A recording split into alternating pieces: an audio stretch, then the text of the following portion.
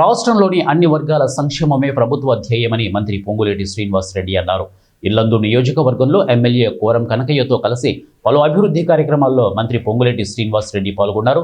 టేకులపల్లి మండలంలో high level బ్రిడ్జిల నిర్మాణాలు, BT రోడ్ల పనులకు శంకుస్థాపనలు అనంతరం ఇల్లందు మండలంలో జరిగిన కార్యక్రమంలో పాల్గొన్నారు. అన్నదమ్ములకి మనస్ఫూర్తిగా శిరస్సు వంచి పేరు పేరున హృదయపూర్వక నమస్కారాలు, వందనాలు. చాలా సంతోషం.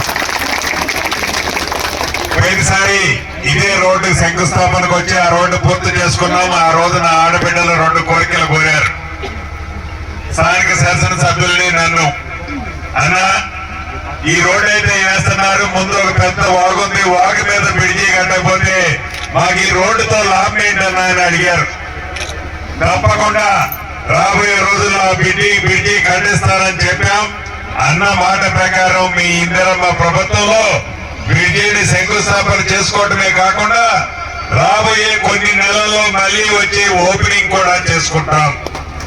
2వ కోరిక కోరారు, అన్నా మాకు భూములు అయితే ఉన్నాయి, ఆ భూములకి పట్టాలు ఏమన్నా పట్టాలు చేపించాలని అడిగారు. ఆ పట్టాల అసలాసామి ఈ మధ్య నా దగ్గరికి ఒక రోజు వచ్చాడు. తప్పకుండా ఆ సమస్యను కూడా రాబోయే కొద్ది రోజుల్లో పరిష్కారం చేపిస్తానని కూడా ఈ వేదిక ద్వారా నా ఆడబిడ్డలకి మనస్ఫూర్తిగా తెలియజేసుకుంటూ,